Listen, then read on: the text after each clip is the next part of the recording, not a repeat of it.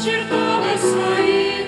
О, не печалься, мой друг дорогой, там обретешь долгожданный покой. В небе лазурном сияет вечный наш дом, в небе лазурном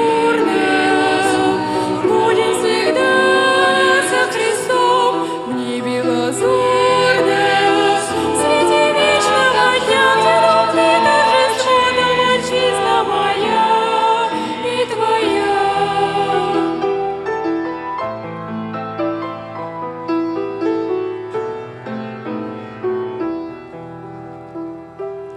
В небе Спаситель во славе Отца даст утешение скорбящим сердцам.